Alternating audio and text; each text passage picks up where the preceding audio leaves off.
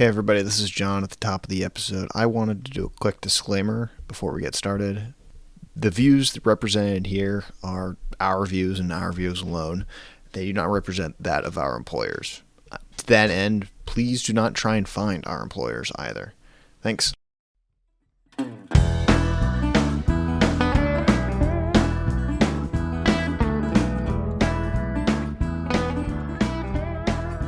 Welcome back to another episode of SeedPod, a podcast about the natural world. My name is AJ. My name is Kelvin. And my name is John.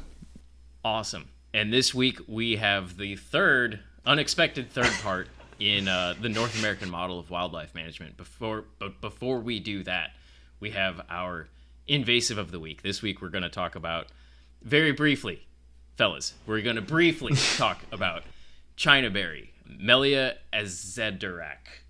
Butchered that pronunciation, but we're gonna go. I think it was pretty good. I liked it. Yeah, I'm happy with it. Yeah, I mean, this one it's everywhere down here. I think people probably see it most often if you're driving along and it's in, old fence rows and that kind of thing, adjacent to ag fields. It loves those areas. I don't know, John, do you even have it in Iowa? Nope, too cold. Too cold. Awesome. Yep. I'm assuming that's the only thing that's keeping it. I don't know. It's in central New York, so I think you could have it. It's just it just hadn't been imported. Yeah. Typically it's either too dry or too cold. Those are usually our barriers. Yeah, to but prevent precipitation entry. would be an issue. Yeah, it's like most of these invasives, it was introduced as an ornamental tree because it's pretty, I suppose.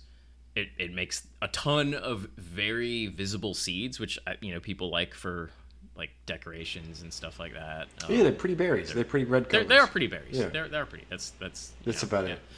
it. And that's part of why it has become invasive as well, because it makes a shitload of seeds with a pretty high viability. Super high. It makes a ton of them. And a ton of them, and birds love to eat them and then shit them out and spread them everywhere, and they float down waterways. And yeah, it checks all the boxes of, hey, this would make a really great invasive species, and sure as shit, it does. I just want to preface in there. So I wouldn't say that they're a preferred food item, but like they're just so common that birds do eat them. Like birds are gonna preferentially go after native food sources, but like, especially with Chinaberry and same with Chinese tallow, we talked about before, like this produces a prodigious amount of seed when it takes over an area. If you're a cedar waxwing in these forests, like this is kind of all you got left. So yeah, and especially thinking about it's growing along these ag fields, and maybe whatever's growing in the ag field is not a food source for it's not these birds. So it's gonna be the main thing available to them, and highly so. Like most invasives, also the flowers have no benefit whatsoever to native pollinators. And there's also some evidence that it does the allelopathy. Allelopathy? Can't say that. That's the word. I can't say it. We talked briefly, I think, in one of the previous episodes about how that's kind of really hard to prove and establish, but it does kind of seem to be the case. Yeah. That it beyond just the effect of shading and all that, it does also kind of suppress germination of other species. I know for a fact, like if you kill a big Chinaberry, you're gonna get a bunch of little Chinaberries afterwards because the seed's viable for like at least 2 years in the soil, probably longer, and it's a nightmare. It sucks to try to get rid of. How do you kill it? Cut it down and then paint the stump. It's cut stump. Hack and squirt works okay. I have had just absolutely dog shit success with foliar. Really? On anything that's taller than like my waist. I have the same problem with bittersweet. Yeah. It seems like you just can't. Yeah. At the rates you apply a foliar application, it just doesn't take up enough herbicide to actually get down into that whole root area. And then too, like you think about where these trees, again, adjacent to fields and disturbed areas like that, like the trees have maybe been mowed over a couple times or smacked over with a tractor or whatever before you finally decide to kill them. So like the above ground mass is much smaller than the below ground mass. So you just can't put enough herbicide on that to kill that below ground root mass through the leaves. So cut stump seems to work the best for me. Triclopyr, imazapyr.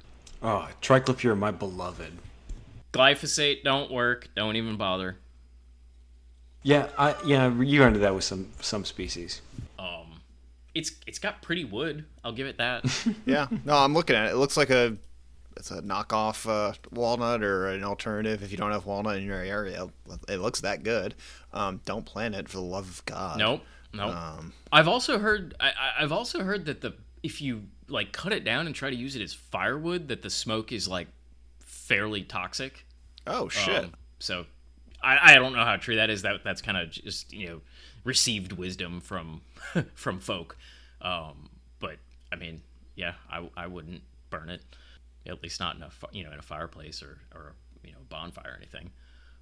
So. Yeah, looking at all the native plant or the invasive atlases and stuff like that, it's everywhere from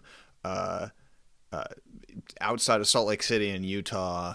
Looks like it's outside of Anita County, New York, which I think is just Buffalo or something like that. So that may be like an arboretum, and then it's outside of Cook County or DuPage County, Illinois. So that's another arboretum probably that has it.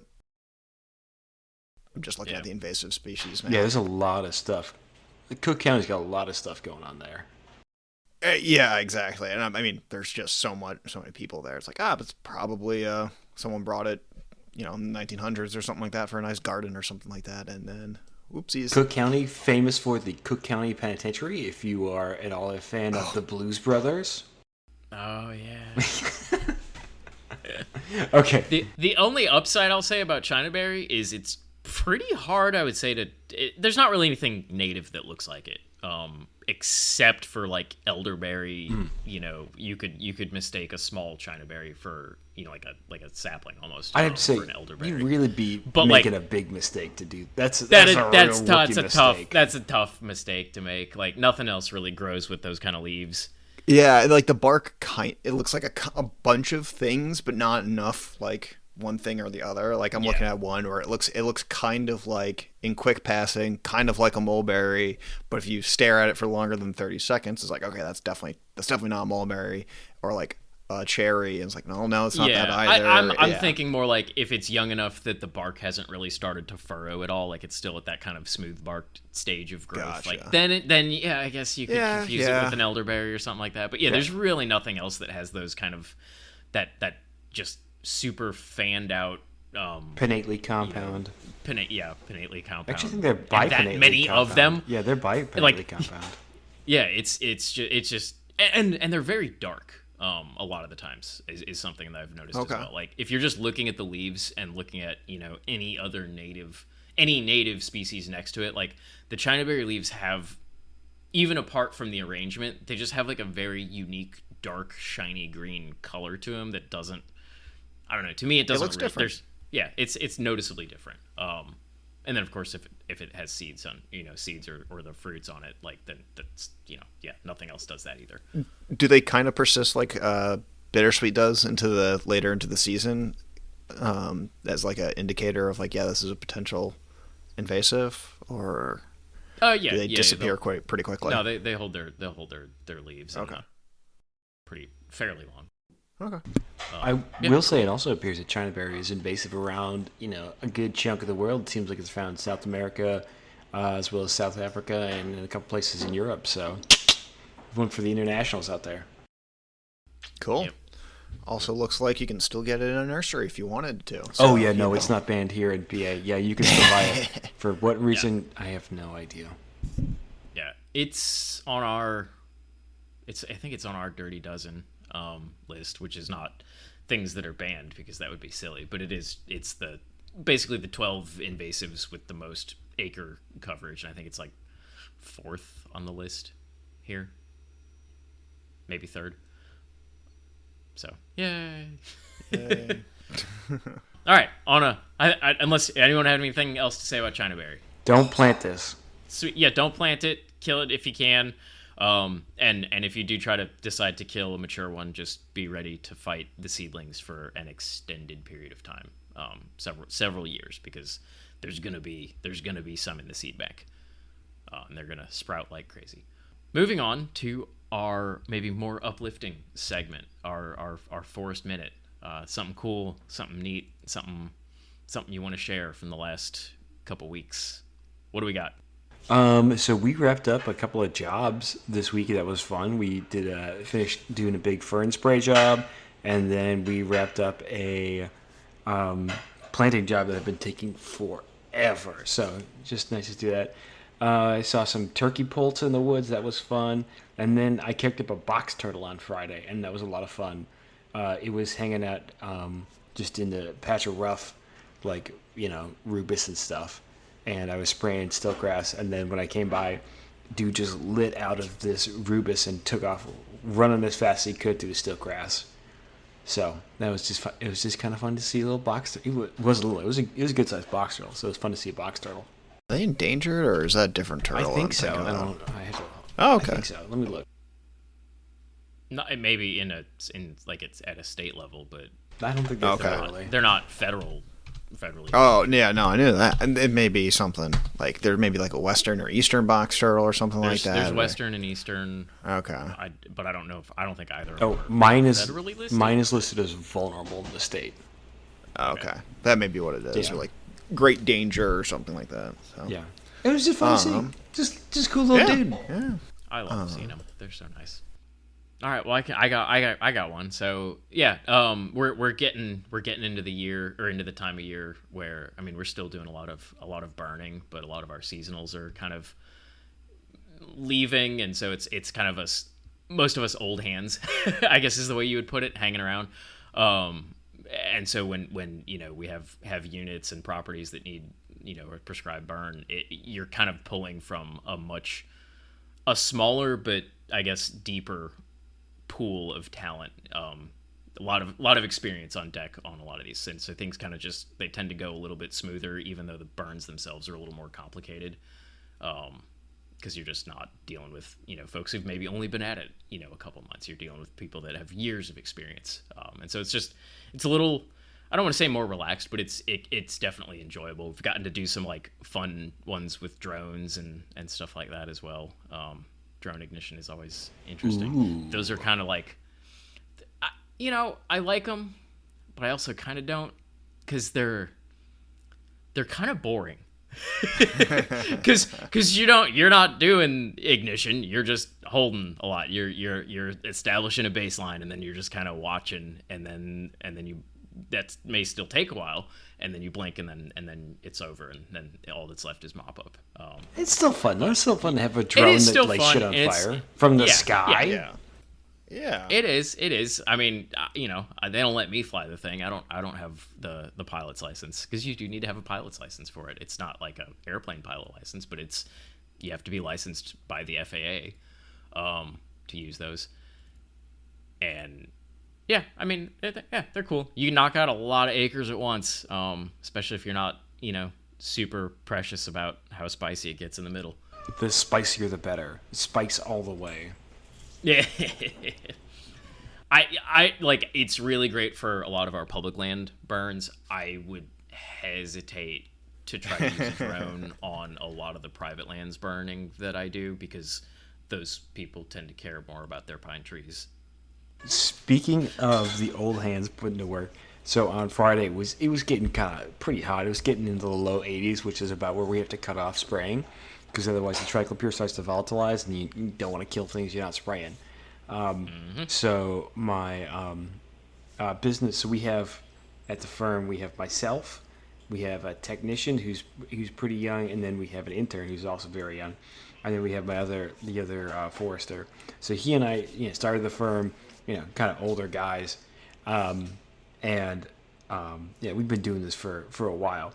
So the two young guns are not handling the heat well, and so they're down by like 12. They're just kind of just toasted, and the two old guys push through for like 2.5 hours. Like, come on, youngins, this is how work goes. You just sweat through it, boys. Yep.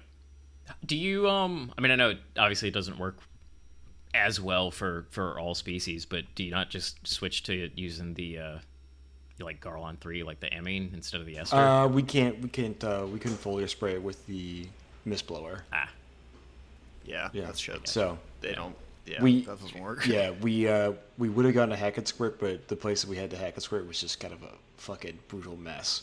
So we're gonna let the foliar spray go to work before we get into the Hackett. I gotcha. Yeah. I gotcha. I mean, we're still waiting for a damn multiflora rose to finish blooming, so that's still going strong right now. This So I got a crazy rain. All right, I'll stop. It's been raining like almost like 3 times a week here so far. That's insane. Yeah. We're lucky to get a thunderstorm at this point. So All right, John Boy, it's your forest minute. it's my forest minute. Okay, I can't give away the bag too much, but one of my landowners got approved for a pretty big grant, and this could basically allow them to keep the land for a really long time, and it would work to preserve the land with a conservation easement with our counties, and it's just a really good thing because there's a whole bunch of subdevelopments going up in nearby, and it's just a really nice thing, and I've been working really hard at it basically since 2019. The combination of the pandemic, the second Trump administration, and all this other shit has like thrown everything into question for a really long time, and it's finally getting pushed forward. Yeah, so we got $3 million approved. Hell yeah. Oh, hell yeah, dog. That's fantastic. So basically, Awesome. yeah, so it's 1,500 acres, and it'll basically be able to keep that as my primary job theoretically for the end of time, basically, because you just slap that amount of money into an endowment, basically, and it's like, okay, it's done. It runs itself. Fan-fucking-tastic. Congratulations. Yeah. Yeah, Yeah, that's great. So it's still some legal bullshit to get through, but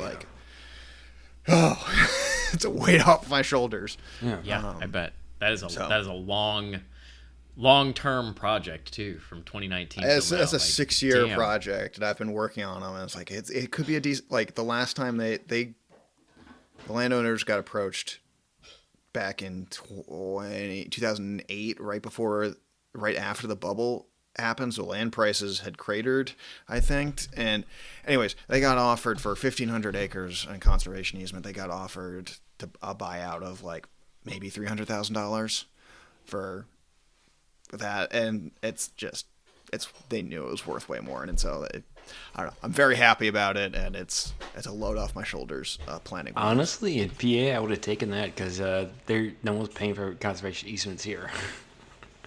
Oh yeah, no, I know it's complicated, but yeah, no, it's a good deal no matter what. And this one, just like, hey, it's extra money that goes into my budget, and it's capital expenses, and hey, I don't have to worry about. Hell yeah.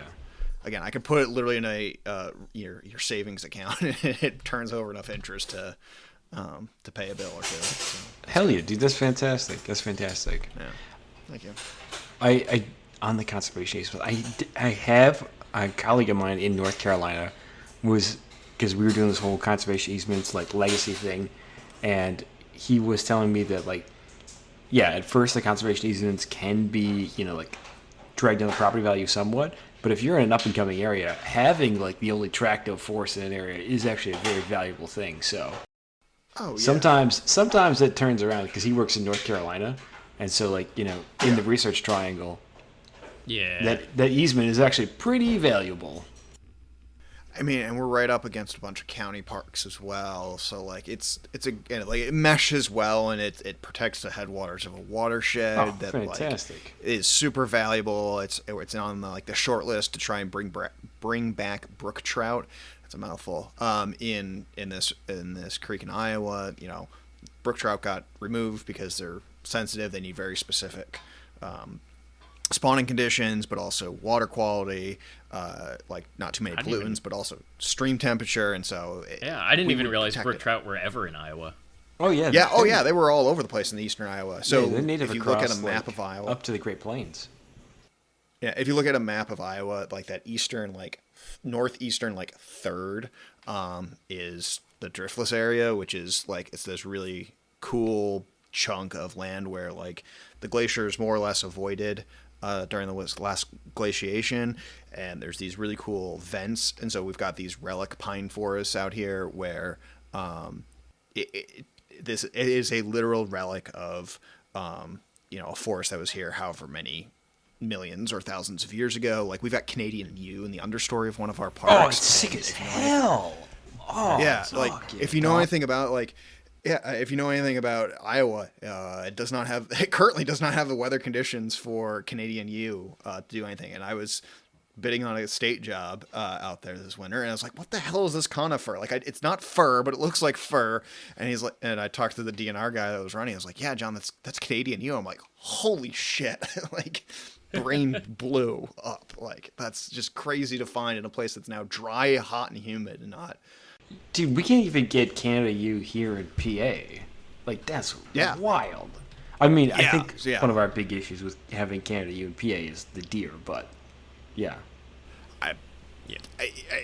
But still, like, it's just cool. No, it's super sick. Yeah. So it's all come together, and it's only taken 6 years and a lot of stress, but it's mostly over now, and I just gotta hopefully there's everything goes through without the administration trying to fuck with everything. That's awesome. Congratulations. I will say, AJ, the other fun thing about the driftless area is the terrain is just really crazy. It's super unique for the area. It's super fun. It's steep as hell. I will try and send you a photo. I've got a photo of the area that we were in. It's like, you think of Iowa and you think, rolling hills, mostly flat. Like, maybe it's more similar to the Ozarks. It's not like the Ozarks at all, but like, it's closer to that than the rest of Iowa. Closer to that than anything else. Yeah. That's really cool. Yeah, no, it's crazy. It's really fun. And then, like, on the Wisconsin side, we always learned about it because, like, it was like one of the really interesting places from an oak diversity perspective. Because, like, most of Wisconsin's like red oak, pin oak, but like, this is where you can find the white oaks and all the interesting fun hickories, etc. Okay, so into part 3. All right, so into our part 3 of the North American model of wildlife management. Just, I guess, a quick recap. We last time we talked about the seven tenets, or the seven pillars, as you sorry, flashback. It's a hilarious. I continue to think about it. Hilarious. Yep. The sevenfold path of North American. So just a quick recap on what those were, though, because folks may not remember. First one is wildlife are a public trust. Second was the elimination of markets for wildlife, commercial markets. Wildlife is allocated by law. Wildlife can only be killed for a legitimate purpose. Wildlife is an international resource. Science is the proper tool for the discharge of wildlife policy. And the last one is this idea of the democracy of hunting, that you don't need to be a member of any like protected or it's not protected, sorry, particular class to participate. If you're a citizen and you're in good standing, however that's defined, you can participate. Kind of all we have to do in this chunk of it is like that kind of leaves a lot of stuff out, right? Like there's some limitations, and we figured we'd kind of talk about some of what those are and how we can maybe address them, or how we should be addressing them. I guess first I'll start off with, do either of y'all have any off the top of your heads anything that you kind of thought of, or even looking back over that list, something glaring that's like, okay, well, what have we left out? Well, I think that we've covered this model very well.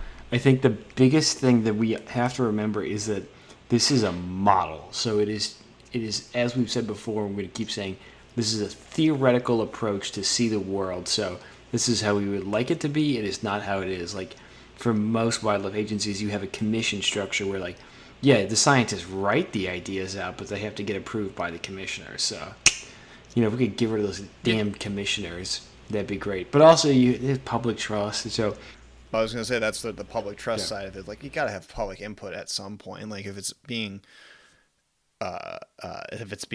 managed on behalf of the public for the enjoyment of the public, like, you got to have the commissioners. And we all have had our run-ins with the public and how fickle they've been and can be. Like, it's not great, but it's kind of the whole point of this project. But are we scientists and managers not also the public?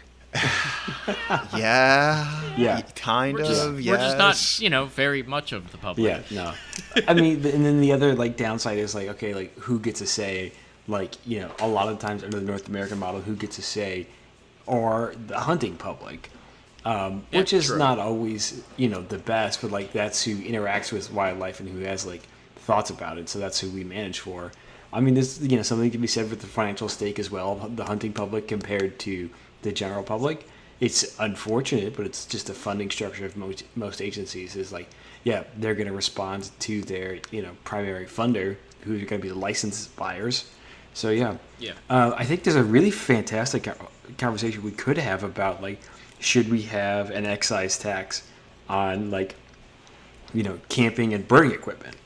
I was actually at a thing in grad school where they had the CEO of REI there, and she was asked a similar question, and she completely dodged that question. Yeah. Yeah. Yeah, I think the funding side of it is the biggest. I don't know. I kind of want to jump in Yeah. a little because to me, we've talked. Those are all big limitations, but to me, it kind of misses the big obvious one, which is like habitat. You look at the Yeah. you look at the what is the North American model doing? What is it about? And it is all about regulating consumptive use, and that's it, right? Like that's what it does. It barely touches things that you can't hunt, and so like it kind of just is like habitat. You kind of just do the best we can, I guess. It goes But it's not- habitat dog. it That's the doesn't forester's problem. That's not a my it doesn't problem. like it doesn't explicitly talk about habitat in any way, shape, or form. And honestly, like that's in fairness, there's not really a great way to do it. On private land, like you're pretty limited to designating species as game species, setting harvest limits, that sort of thing. On public land, yeah, we can say, okay, this is what we care about, so here's how we're going to do management. But like we can't mandate that on private land, outside of like very, very specific circumstances. I can't go to like a 200-acre property and tell a guy, hey, I saw you got wood storks on your pond and you need to open up some of the canopy along the shoreline. Like you just can't do that. I can suggest it, but I can't make them do it. It's like we're told we have to manage the wildlife populations, but we can't actually control most of the stuff that actually manages wildlife populations. It's like being told to build a house, but all you get is a hammer and a sawzall. You can do it, but it's going to take a while and it's going to look fucked up. Someone occasionally drops off wood, and you're not really in control of the wood that gets dropped off. Yeah, yeah, exactly. Yeah, so just so the listener knows, like there has been this like long historical divide between foresters and wildlife managers. Some of it's just like a person can only know so much. I don't know this habitat sustainability or suitability of wood storks, but I can tell you how to manage oak savannas. So that's part of it, and then the other part is like there's a long like history of like we talked about with forests, like Gifford Pinchot was a forester. He was not a wildlife biologist. Like wildlife was cool from the consumptive side, but the guy probably really didn't care that much about like gopher frogs, so that wasn't his bag. Whereas like today, I would say like no, it's important to manage for the gopher frog and for like timber products, and like where am I going to put my management priority? It's going to be on the endangered species, but it wasn't really the gift's bag. So what are you going to do? These are the historical divides we live and with. honestly, I don't know how we really fix it. Yeah. Like we almost sort of fixed it because we could talk about Rawa, but that's Let's talk about that's super. Get into it. Can you at least tell me what it is a little bit? Rawa was going to be a piece of like absolutely like landmark, like generational legislation that would have actually funded habitat work for non-game species, and we fucked it up because we don't live in a real country with a real government. What does it stand for? When was it put? It stands for Recovering America's Wildlife Act. It was so remember, if you remember last time we talked about like the Endangered Species Act and how it only barely touches on, actually doing anything with habitat for endangered species. RAWA was going to be the companion legislation to that. It was going to, patch the cracks in the ESA there. It was going to, again, between the ESA and that was proposed in 2021. Holy shit! And it got fucking close too. Like, God damn almost.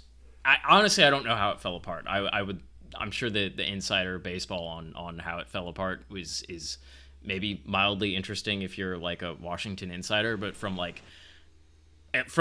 our perspective as just managers and people kind of keeping tabs on things, it just kind of like, oh yeah, we didn't, and just ended up not voting on it before Congress dismissed, and then elections happened and life happened. History happened. Yeah. Then history happened. Then we had more history. Yeah, and then just from a management standpoint, it doesn't matter if you get close. All that matters is it happens or doesn't happen. Doesn't happen. All right. Yeah. I know. It doesn't. Yeah. It doesn't grow trees, baby. Close doesn't grow trees.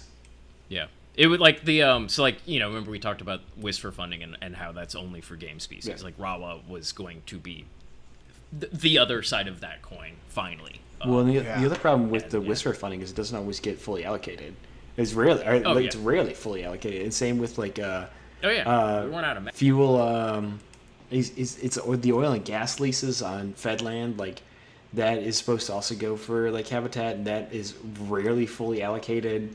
So, I mean, yeah, and like offshore drilling gets pumped back into stuff as well. Yeah, it's supposed to go to shit. natural resources, but it does not. For very easy to guess reasons. Also, let's see if we can get a guest on the pod.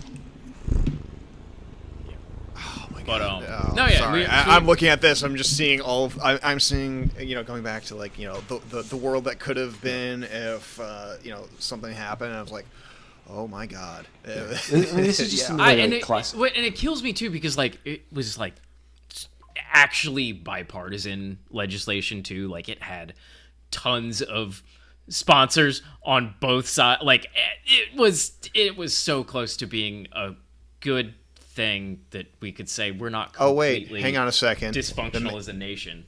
Hang on. The main Republican sponsor was in October 2021 indicted on 3 charges of lying to investigators and concealing information about foreign campaign contributions. That'll do it right there for you. Convicted in March 2022. Whoops. Oof. Oopsies. Whoopsie-daisies. Oopsie doosies. Sorry. Yeah, that'll do it for you. That'll help.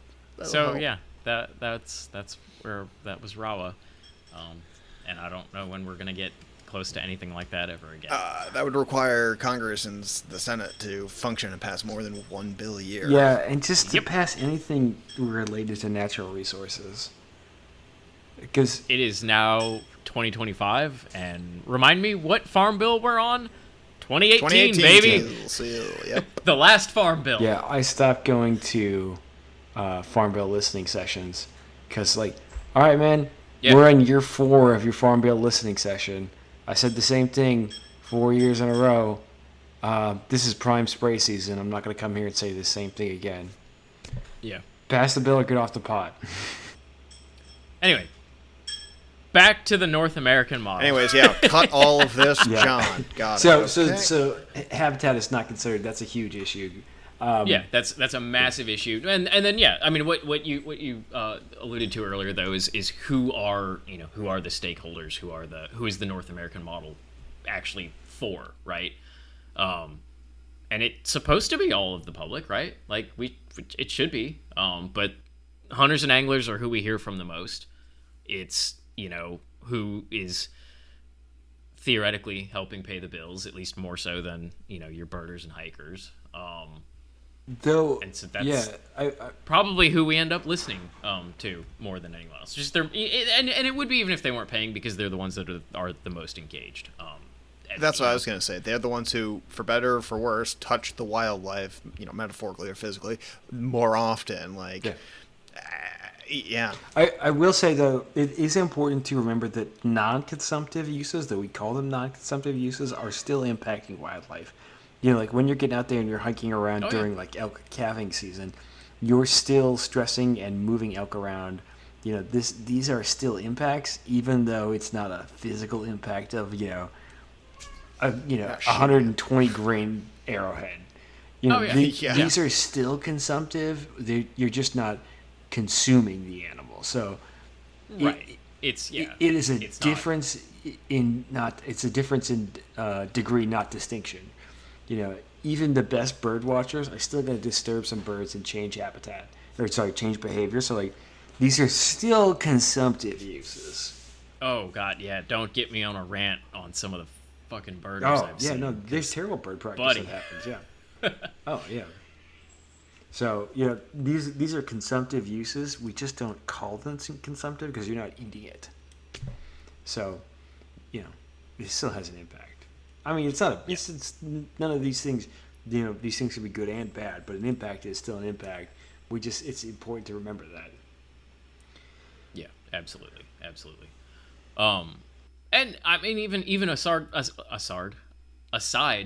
from this, we'll still call it consumptive and non-consumptive. There's also, I guess a little bit of a, what am I trying to say? It's mostly white guys, right? Like it's Yeah. it's mostly as Us. the North American It's model mostly as us. implemented now That's is us. is mostly us. It's everyone's favorite bad guy, the rural white male. I get to say that because I am one. But no, I mean like that. Look at the demographics of hunters and anglers, and that's mostly who it is. Old white guys. And that's yeah. And that's that's kind of who's mostly represented in not just public interest meetings and how it's done today, but it's also just in the history of the North American model too, right? Like, sort of. I should say sort of, right? Like all the people we mentioned way back in episode 1, those were all old white guys, right? Except I kind of glossed over this, and I should have mentioned it earlier. Like those early Audubon societies, those were really important in getting the Migratory Bird Treaty Act passed, and protecting those birds from fancy hat harvests. Those were predominantly well, not predominantly, but like those were heavily female-led organizations. There were a lot of women involved. To actually get those Audubon societies off the ground and get that kind of legislation passed and all that stuff. And it's kind of important we remember that because it kind of gets left out of the narrative, I guess, now when we talk about it. And you go to like AFWA meetings, which are the Association of Fish and Wildlife Agencies. It's kind of our trade organization is the wrong word for it, but it's our professional organization for those of us that do wildlife management. And like that's not in the narrative of who we're listening to and who we're talking to. Same thing with people of color and all, like anyone not an old white guy. And everyone needs a seat at this table, but how do we bring these people in is always kind of a standing question because I don't know. Yeah. Well, and the other thing is like it also completely discounts like tribal relations and tribal historic uses of land and environment. And that's about all I can say about that because I'm a white guy and I live in a state without any federally recognized tribes. I don't really work with tribal folks, so we're just going to put that marker down. We're like, yeah, the North American model ignores this. Yeah, no, I mean, I remember I mentioned it last time. Grinnell had his whole spiel on what legitimate use and legitimate reasons for killing wildlife were, and he did not include food, which right off the bat, excludes pretty much all indigenous, well, not pretty much all, but like a lot of indigenous use of wildlife. Yep.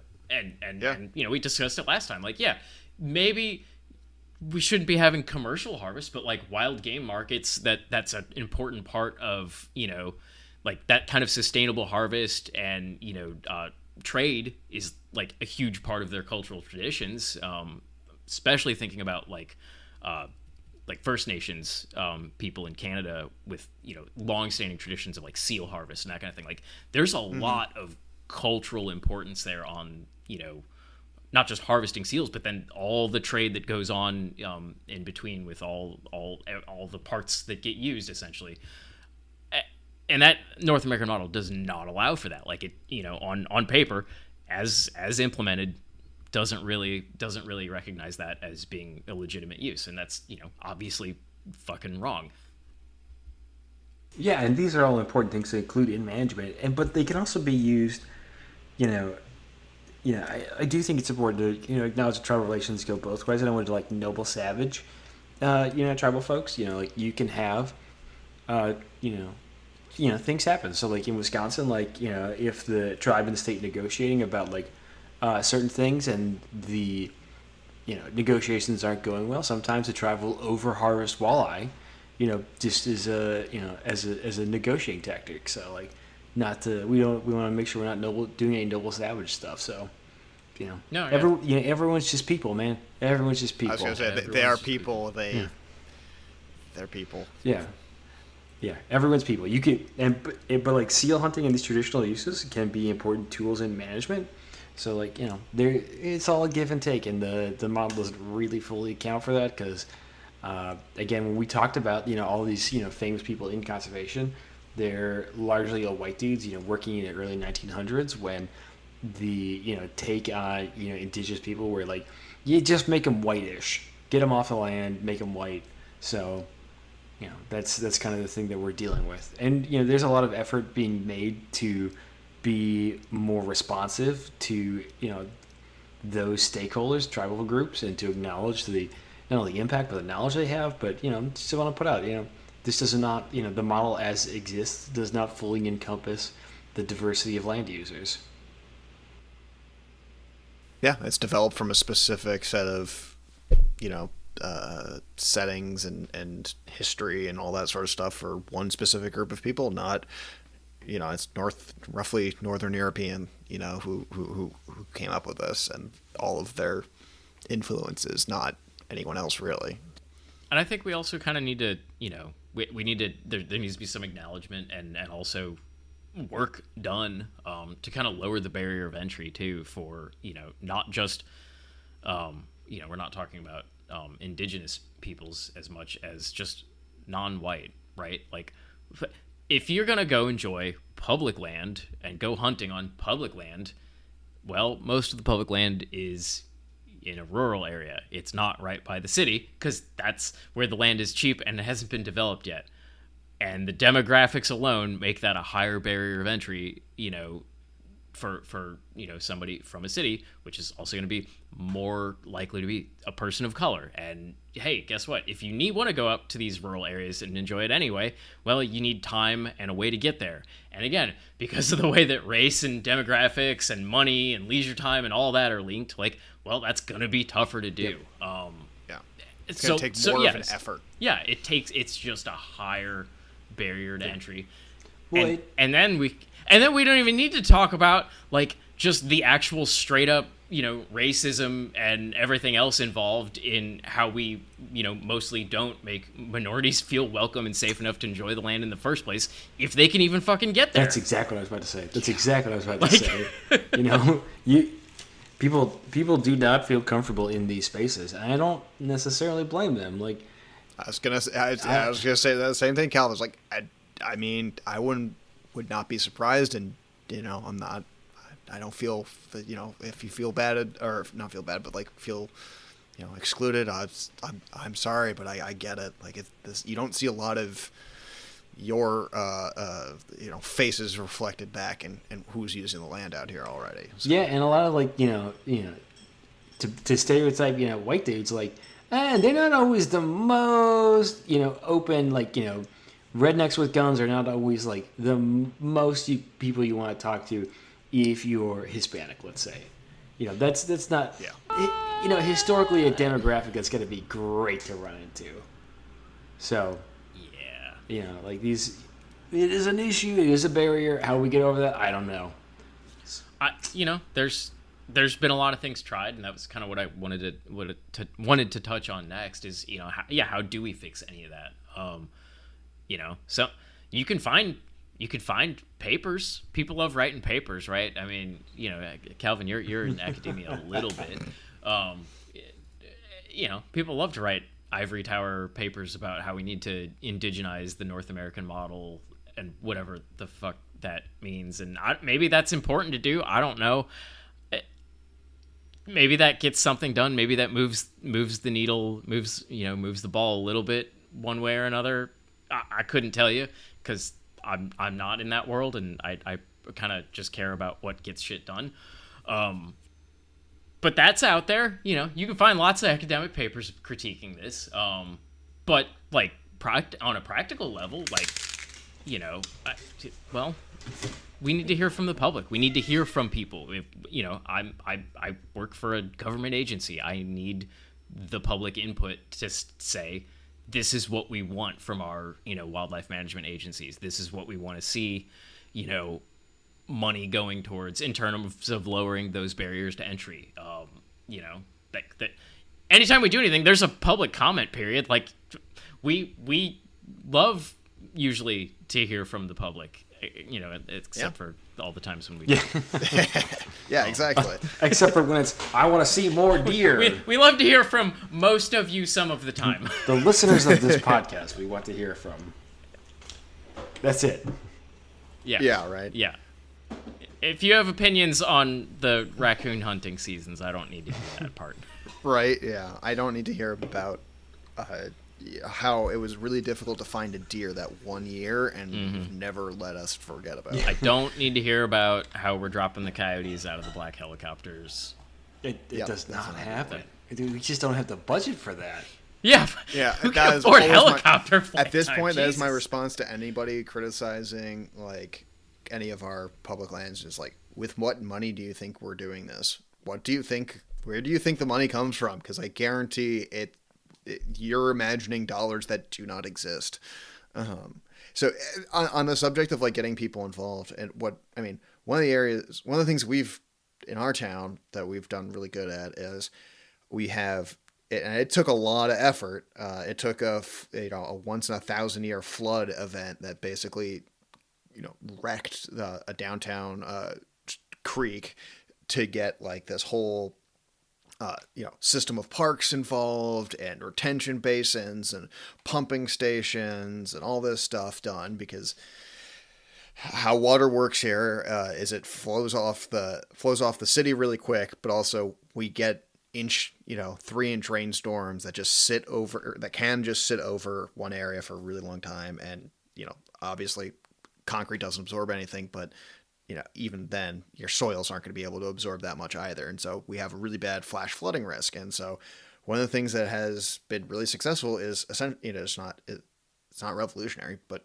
parks in cities that have access to fishing. And you're not going to catch trout here. Maybe you're just going to catch a couple bass and a couple catfish or something like that. But that gets people interested in the outdoors generally. And we were just out for a bike ride, and we saw 10, 15 kids after school one day or on summer break, just fishing underneath into the stream.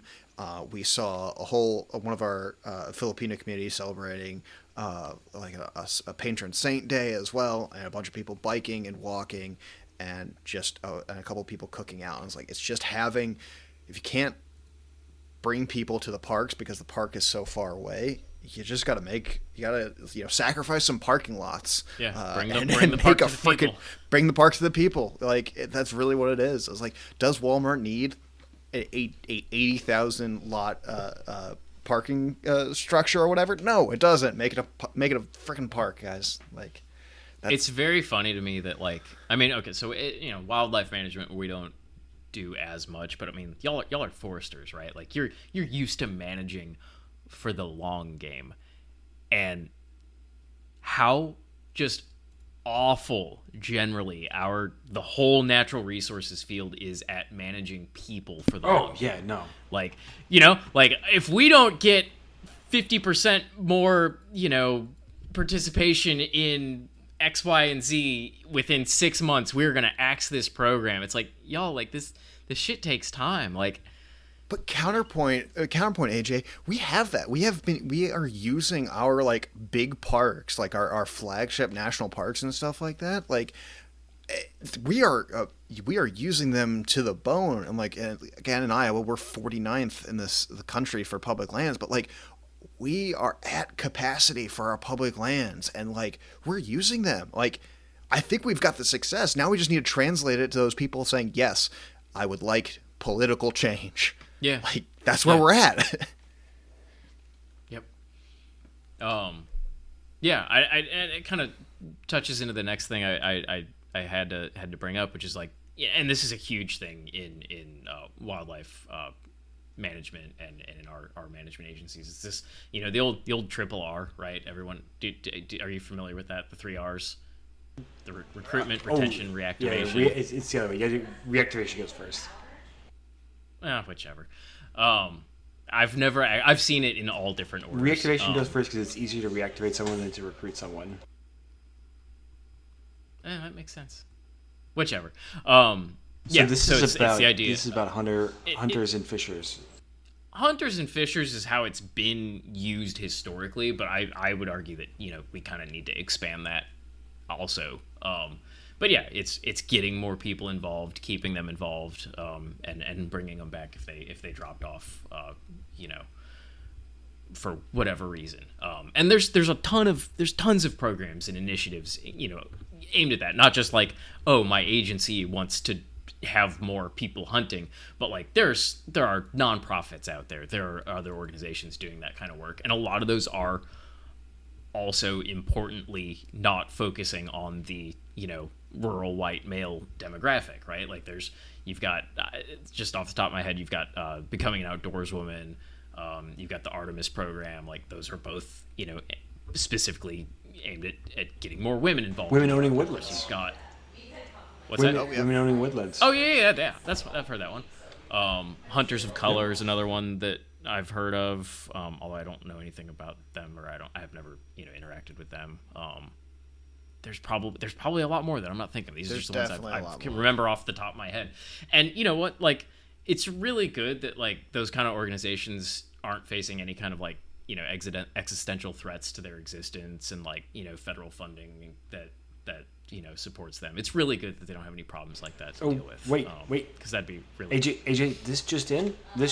Oh shit! They are. Wait, I'm getting a message. Shit! We live in 2025. Yeah. But yeah, no, those groups exist.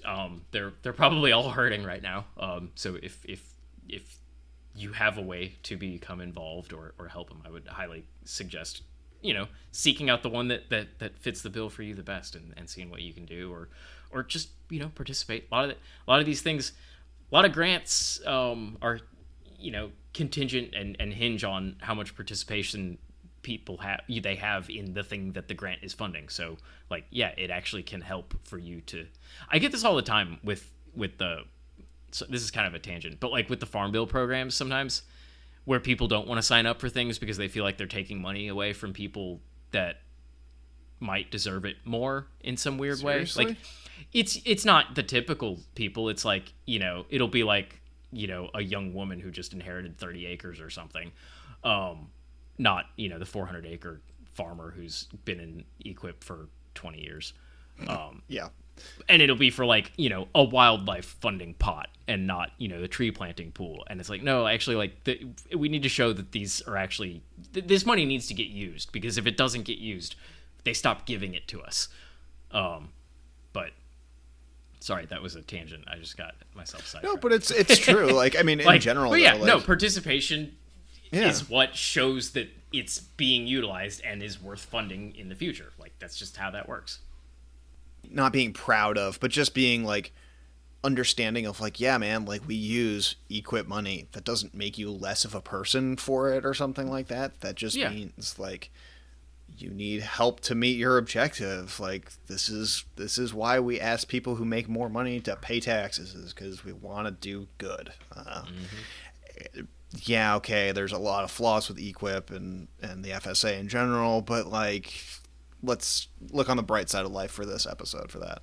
And yeah, I guess we could kind of circle back around to the funding question, because that's ultimately where lots of this comes down to. An excise tax would be wonderful on things like tents and binoculars and all that, especially since last time I figured out, optics are actually not included in PR money, even though I really thought they were for the longest time. It was only when I was kind of like putting together stuff for this where I was like, wait, are you kidding me? They're not. So how if you're not paying into it, are you really a stakeholder? I mean, I think if you're, I think the answer is yes, but like you should, yes, you should but contribute asterisk. something. Yeah. Yes, comma asterisk. Yeah. It's ultimately a user pay system, but if you're not a user, you're not really paying. But is that the same as not being a stakeholder? And a lot of states have kind of started to address this in a sort of silly roundabout way. So like, I guess what I'm thinking of specifically is who gets to use public land. In my state, so like setting aside state parks because they're kind of their own thing. But I mean, even if you include them, like, very few states have completely free state parks. Hey, Iowa does. Iowa does, Missouri does. A lot of them will do like entrance to the park is free, but you have to pay for a vehicle to park there. Like if you manage to walk your happy ass into the park, they're not going to charge you. I mean, for our city parks, it's if you bike or walk in, you don't have to pay. But like, there's a couple ones where you got to pay to park. Basically, is what it is. So for public land that are not state parks, so whatever your state calls them. Sometimes they're conservation areas, sometimes they're called game lands, sometimes they're called wildlife management areas. Every state calls them something different.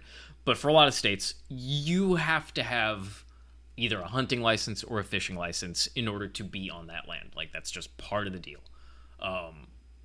And sometimes folks who are non-consumptive users and actually have a moral or ethical objection to consumptive use, like they don't want to buy a fishing license even if they're not ever going to go fish, but maybe they want to go hike around on public land, on a WMA or on a conservation area or whatever. And so some states have started to kind of create like a secret third thing that ours is just called a lands pass. I think I've heard lands pass, access pass, that kind of thing, where it's a pass you pay for, but it's not a hunting license, it's not a fishing license, and I guess the idea is to kind of appease people that want to have access to public land without being seen to or feeling like they're supporting hunting and fishing. Yeah, exactly. Yeah, I mean, so frankly, for me, it's like I'm not a hunter and I'm not a fisher. I support both, but like I am not those things. And if I wanted to support my DNR, I think that something like that would be the only way I could. No, you could. I'm just gonna. You could still buy a license. You just don't have to use it. Yeah. Yes. And that kind of gets to where a lot of that is a lot like how these are implemented. Because for one, I mean, again, this is depend on every agency how they're doing it. Probably the money's going to the same place.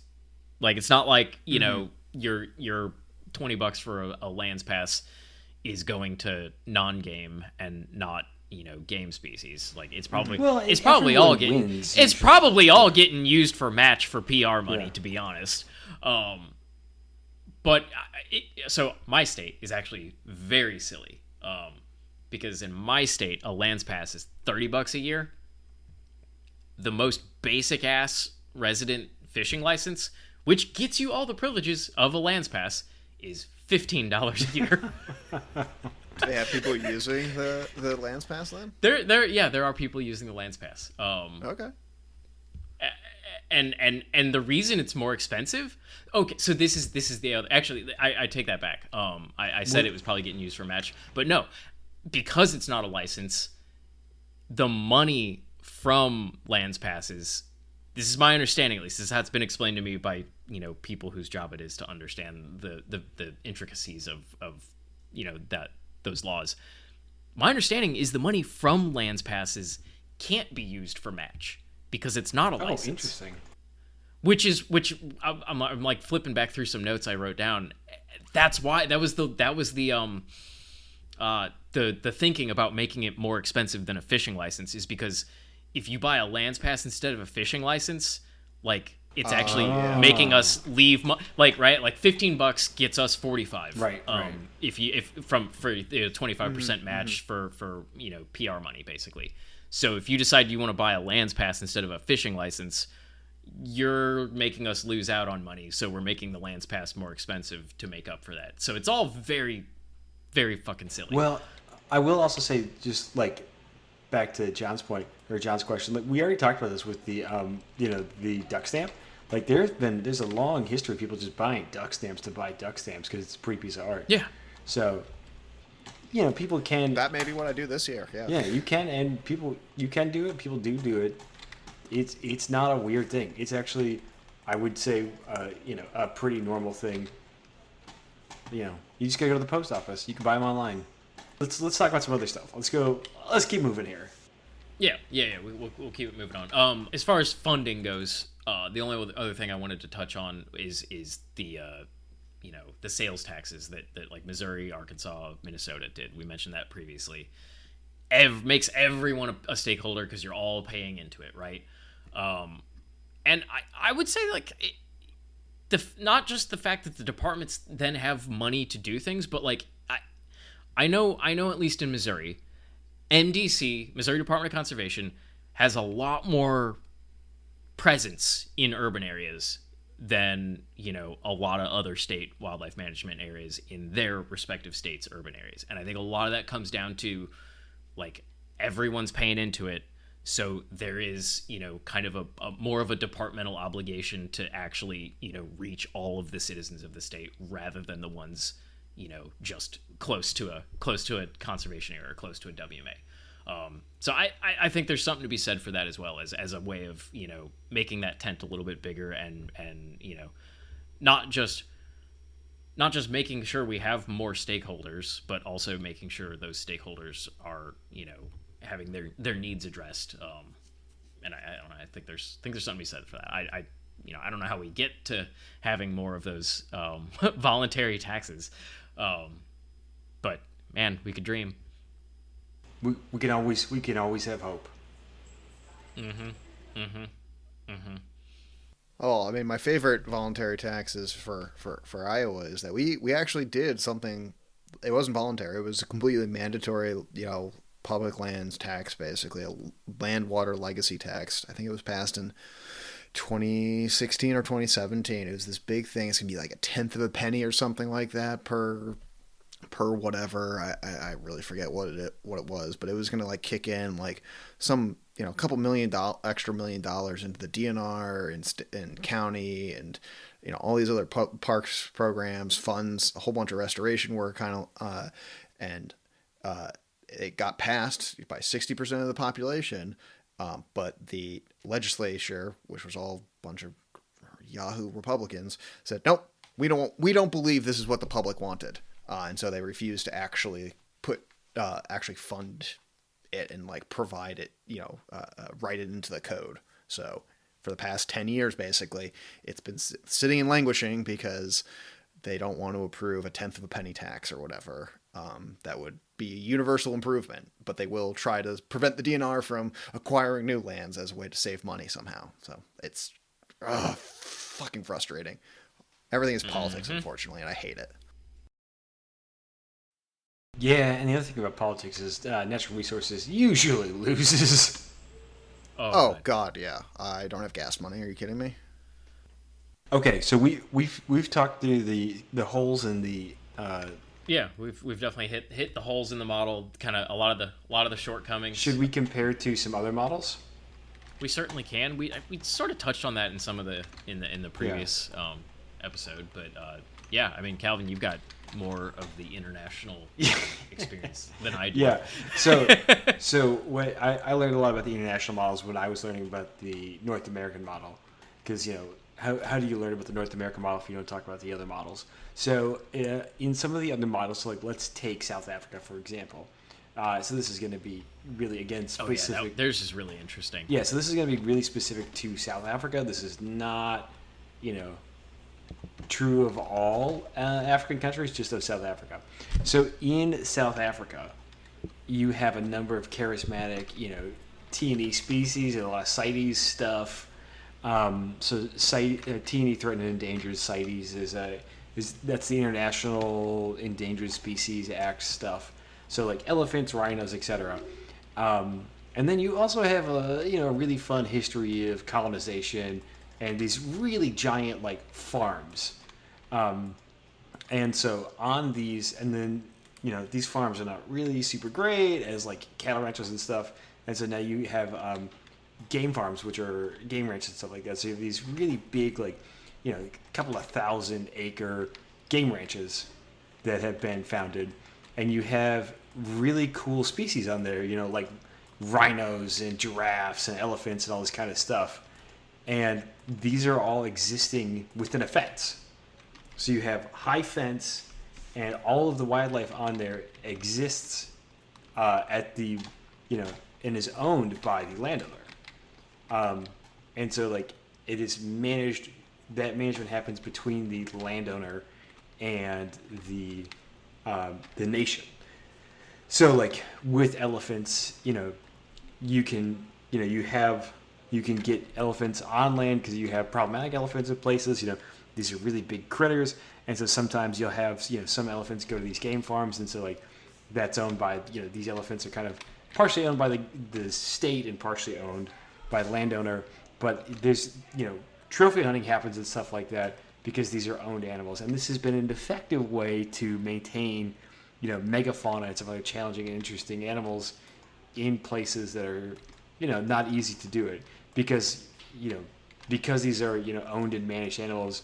They're not poached. Well, some poaching happens, but they have the space and are managed for. Yeah. So that's kind of one style, is this high fence management where the landowner owns the animal, and this is kind of a little bit not this exact style, but like this where the landowner owns the animal is a little bit more common in a lot of European models. And this is also where we get to have like an interesting conversation about the ethics of trophy hunting. Like, is trophy hunting something that you're interested in? Me personally, no, but like, in these high fence ranches, like it is an effective way to, have and maintain charismatic megafauna that, would otherwise not be able to be maintained. So that's kind of a fun question to have. Under the North American model, like this doesn't happen because these elephants and these giraffes and stuff are not public goods because they're owned by, a guy. They're owned by like, the ranch owner or, a couple of people. But it has worked. It has worked. Now, again, we get to have a nice, fun conversation about the ethics of trophy hunting. But it works. So that's one model. What are our thoughts on that model? Oh, and then to hunt these animals, you pay like, $5,000 to shoot a kudu. And then you can go out and shoot that kudu. Usually the hunters are always guided. You have a professional hunter, and then you have some helpers that, will drag the deer out, and drag the animal out and stuff like that. They'll cut it up. The hunter takes away, their trophy. They usually, depending on the place you're at, you might have like a meal or two of the animal you shot, and then the rest of the food goes to, usually local people. Some of the animals you can, freeze dry and get shipped back, but most of them you can't. So what happens if, the landowner decides, what, fuck it, I don't want elephants out here anymore? I don't know. Like that's where I'm. Yeah. If they own it, they can do with whatever they want with it. It's right? not complete private ownership with like the CITES animals. So like you have an agreement like with the government about some of them, but like like some of like the more common animals, they have more ownership, and it's more of an agreement like, hey, we're gonna keep these animals around. and like we're going to try to maintain a population of X amount of rhinoceroses and stuff like that. And so it's a little bit more the management of the species is a little bit more cooperative than we would be used to. But I don't know exactly with like elephants, but like if you were having a problem again, let's pick like all of the African servants just went right out of my head. Like wildebeest. Let's say you're having a problem with some wildebeest. Yeah, I think you'd be within your right to eliminate a lot of those wildebeest. But you're also you're not like the complete owner. You do have an agreement, and there is some stuff you have to maintain. Okay, that's interesting. So I don't know. Sorry, John. I'm just not morally a big fan of trophy hunting. So yeah, no, I get it. Like, and I get the use of it and trying to fund it. In conservation, generally, is you're using the resource. And I don't know. I'm just not morally a big fan of it. Yeah, I feel like it's a model that can only work in an area that is, for one, not as heavily developed as as North America is. Even our undeveloped areas have fucking highways through them, right? And it also needs you have to have those charismatic megafauna that people want to go trophy hunt. We don't have that in the same way here. Yeah, I mean, like we have some. There is some trophying that happens in like North America. Like if you look at like governor's tags and stuff like that. But it's not to the same extent. And also, I mean, just like, to kind of put like a price tag on some of this stuff, like, to shoot with rhinos. So like rhinos have this particular thing where older male rhinos are less fecund. Their sperm are less, they're less motile, I think is the word you use. Yeah, they're less good. The sperm's not so good in the older rhinos. But the older males will kill young males in fights and stuff like that. So they gotta go. So you sell like a rhino tag for like $50 to $100K, and then like the sale of that one tag now funds a good chunk of your management for a long time to go. Yeah. No, I get it, and I don't know. It is the big thing I struggle about, with conservation generally is it's the same thing as like cutting frankly just very large trees in the Pacific Northwest, and old oaks out here, and large pine trees in Maine. It's just like, is this something that we need to do? And just trying to think about it, because again, we don't have the technology to glue the tree back together or raise this rhino from the dead. That's just my personal tick. Yeah, it's something I think we all learn to, even if we're not happy about it, we at least come to accept it, is that we manage populations, not individuals. Yep. And sometimes that means less than pleasant things happen. There's at least a good logic behind it of just like, your older males will kill the younger ones, and your population will end up declining, and at some point it needs to happen. But I'm a giant softie at heart. So actually that could lead us in, because I wanted to talk about this, but there's not actually a good time to do it, and we may end up cutting this. But Calvin, do you want to take a stab at explaining compensatory mortality? Oh yeah, it's super fun. So compensatory mortality is this really fun concept. So when you and its evil twin, additive mortality. Yeah. Oh Jesus Christ. Yeah. So usually we think about it, and that's called compensatory mortality. These are your set. That's your set. Just like everybody dies, you get to die today. Right.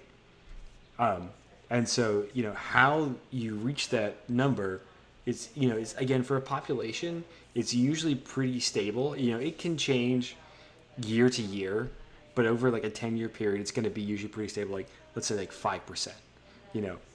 That's what it's going to be.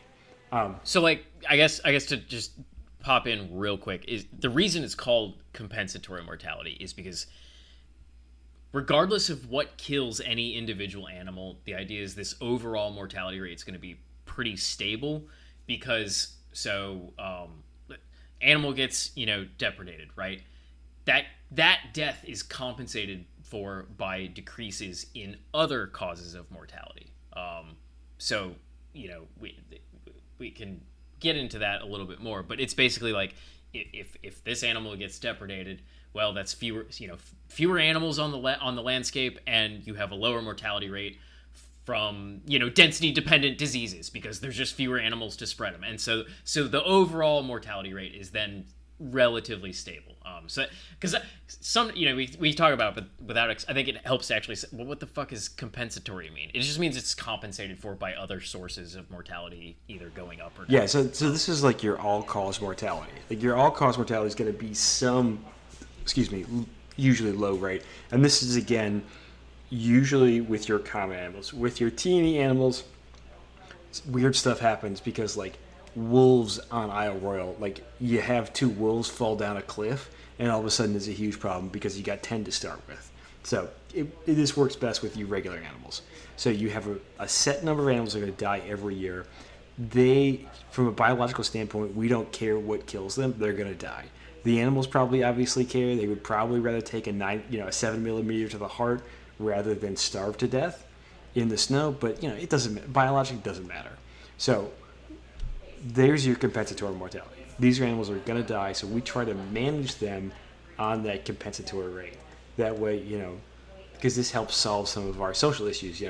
If you, John, get to eat, a deer that was going to die in the snow, fantastic. That deer was going to die either way. It was either going to die to your bullet or it's going to die to snow, like starve to death in winter. It's fantastic. It is the foundation of how we, why we manage harvests the way we do is we try to keep all in a perfect world.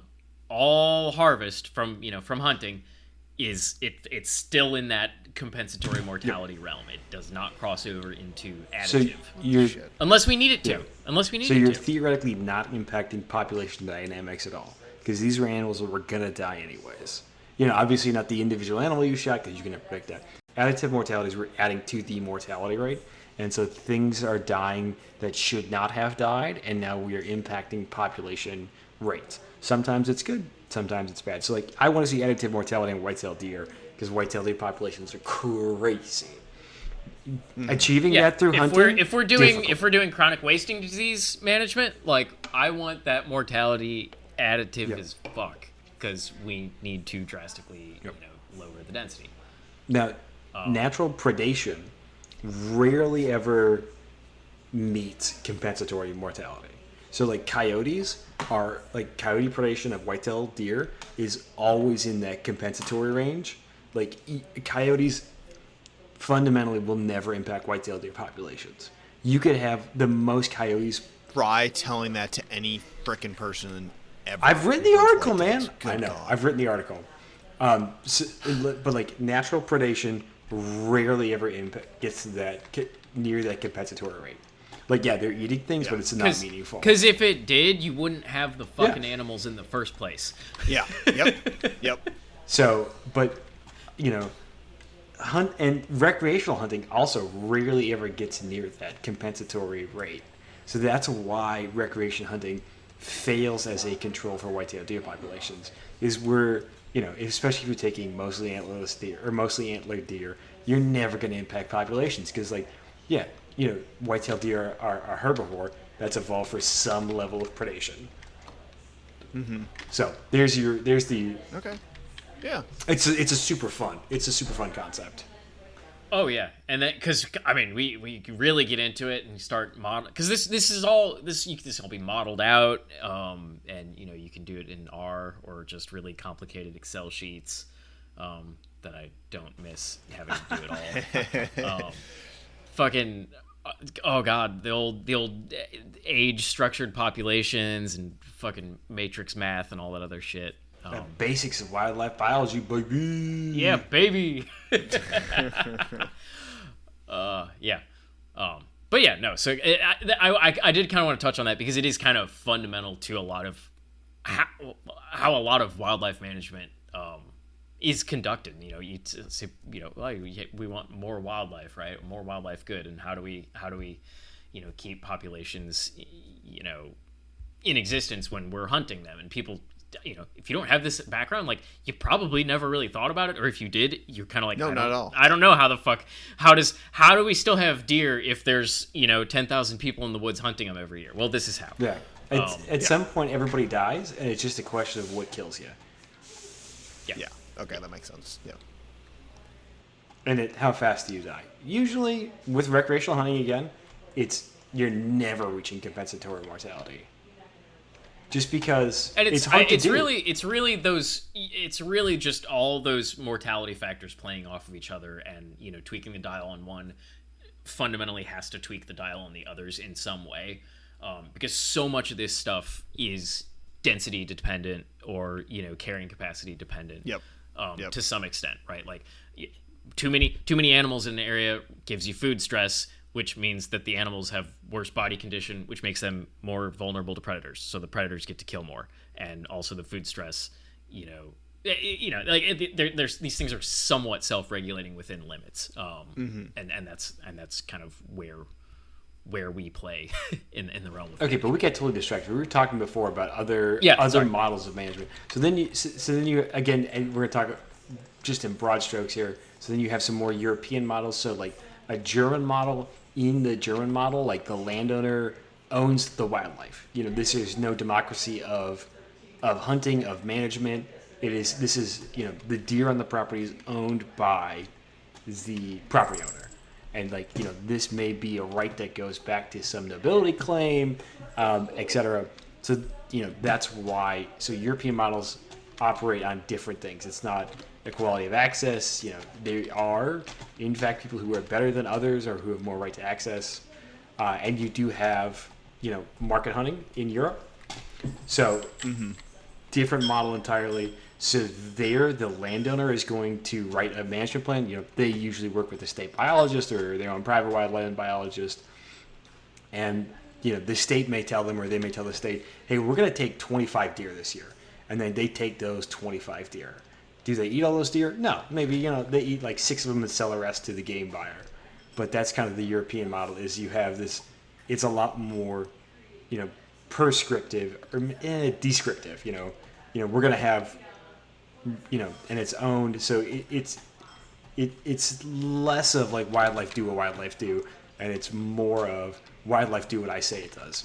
The Scandinavians are really serious about we're only going to have X number of, whatever in this sector. So the Scandinavian model is, again, like, everyone has a number. Yeah. There are going to be 25 wolves. Wolf 26 gets shot. It gets shot by whoever, whose ever land it's on. So that's a really different approach. It doesn't allow for the wild part of wildlife, which is, something that I disagree with. But hey, man, I don't live in Scandinavia, so it's not my problem. But it does cause issues with public acceptance, from the non-hunters especially, because they're like, well, why did you do that cull? Like, I thought the moose were doing fine, but you killed a bunch of moose. They're like, yeah, well, moose population says it should be 100. We were at 150, so 50 moose got shot. We killed 50. Yep. Yeah. So it's just a very different approach. Yeah, I don't have any experience with them. No idea which one's better at all. Well, I mean, I think I like ours a little bit better because it allows it to be wild, but that's just me. Yeah, I think that's kind of my biggest critique with these approaches. And again, like, the Europeans still have plenty of issues with herbivory. So this approach does not, their approach is not better at managing deer over browse or moose over browse than the North American model is. And like, they still have hunter decline in Europe, so like, these are not all these changing the model doesn't solve these fundamental issues. And that's kind of one of the things that I find fun about doing international work is like, yeah, everyone's got the same problems, the species just changes. I wonder too, I bet a lot of it comes down to the amount of privately versus publicly held land too. Like, in Europe, there's Yeah, not it's all that private. much. There's really not a whole lot of publicly held land at all in the first place. So the U.S. You've got public lands at state and federal levels both. Well, yeah, but that changes. Like especially like New England, like there's not a lot of public land. So True. So That's that true. some of that's kind of state and regional dependent. But again, like their basic assumption. Although I don't know, maybe percentage wise, even in Yeah. New England, it might still be a higher percent publicly held than in most European countries. I don't know. I haven't looked at them. I don't know the numbers or anything, but it wouldn't surprise me. Maybe more town like you have the town forest rather Well, than and even I mean New England specifically too though has it's privately held, a lot of it, but New England also has that long-standing tradition of free access unless specifically posted, which is not the case in most other parts of the US, right? Yeah. Like in the South, you should just assume everything's you can't go on there if you don't own it. Whereas in New England, it actually has to legally be posted, and a lot of places aren't. Like a lot of timber company land up there is just open access to the public. Like you're allowed out there, do whatever you want out there as long as you don't cut our trees down. Yeah, I mean it's different approaches. The big difference though is again like who owns the wildlife, and to me just like that the landowner owns the wildlife that's a real different approach, and I don't know how I feel about that, to be honest.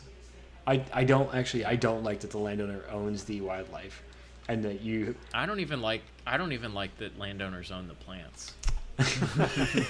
I mean that so that's not always. I understand that one, but So that's not always like true in European models. Like you have in like a lot of European, and like not just European, but like Europe is where I have most of my experience internationally. Like you have a lot of European forests. Like if you are a forest owner, like yes, you own this forest, but like the state, you work with the state forester, and like they write the management plan and run the plan, and then like occasionally you get paid. And like, yep, it's just like here's the plan, man. Like you live in. You gotta. Yeah, I was gonna say. I think you do. There's a lot more boxes to check, like bureaucratic wise, to do pretty much anything. Which I mean, it kind of have its benefits. Yeah, it kind of depends. But like like if you're a landowner, like when you like buy land, let's say you just get a forester. Like this is your forester who's assigned to you. This guy, you get John, the assigned forester. John works for the state, and his job is to manage for, what is best for the forest and or like the landscape. And like best for the forest, maybe best for the forest, but also maybe best for the social use. So like, you maybe like, hey, this is a highly productive beach stand. We're gonna manage it for beach production. It doesn't really matter to me as like the state forester if that's what you wanted, or if you were like trying to manage for like, capercaillie habitat. Like, this is best for the state. The state being all the people who live here. That this is highly, that we're using the maximum value out of this. So that's just a different model. And like, not all European forests are like that, but some are. I think there's some real upsides to it because it kind of helps get rid of the issue that we have with absentee landowners. Because like you could be an absentee landowner. Yeah. I don't care. I'm still managing this land with or without you, homie. That is true. And it also helps deal with a lot of the funding issues that we talk about. Because like, okay, so you got money problems. Yeah. Guess what, baby? I got the backing of Slovenia. The Slovenian national checkbook is a lot bigger than your personal checkbook. Yeah, that's true. Yeah, I mean, it's the whole reason, the whole kind of big thing about socialism is it kind of like smooths over the harsh edges of capitalism. Yeah. Or that's what it's supposed to do in theory, I suppose. Yeah. So these are just some fun differences. I think it would be cool if we had a little bit some more state help, and like if you when you got land, you just you got a forester, and it was just someone who's looking out for the best interest of the forest. I think it'd be cool. I'm down with that. I don't hate that idea. Yeah. But now I'm being a socialist. Well, yeah, and that would cost money. Yeah. And we can't have Right. that. And we can't have a state that does anything. Yeah. That's just too much to ask for. That's North American model. There's the ups and downs. Is it perfect? No. Does it work? Yeah. Could it be improved? Yeah. Definitely, but so Always. can most other things. Yeah. What is bugs? Bugs is not our problem. Bugs is shrimp, or shrimp is bugs. Bugs is not a wildlife. Yeah. I'm sorry. Yeah. So Fish is wildlife, though. so Fish sometimes No, fish are is wildlife. sometimes Yeah. wildlife. Right. Yeah. Fish is wildlife when it's convenient for it to be so. Yep. So I think this kind of wraps up our introductory series about what is wildlife, what is forest, how did we get here. Well, I guess we haven't really talked too much about. We've talked some about how we get here, but we haven't talked in detail about the specific dudes and their weirdnesses that got us to the place we're at. So Yeah, we need a 4-part episode on a 4-part series on the forest. dude, we'll fucking get to one on the GIF. Oh, I know. We'll talk about the GIF for a hot second. Yeah. We could do an episode on the GIF, get an episode on Oh Leopold. yeah, the Leopold episode will be much nicer than the GIF. Yes. Thank you all for joining us on this 3-parter of what is the North American model of wildlife management. Can you believe it? It was only supposed to be 2. It was only supposed to be 1. Oh shit! Oh no! I knew about a half hour into the first one, I was like, this is going to be at least a 2-parter. And then about 15 minutes into the second one, I was like, this is going to be a 3-parter. All right, we will talk to you. Okay, anyways, bye. Bye, everyone.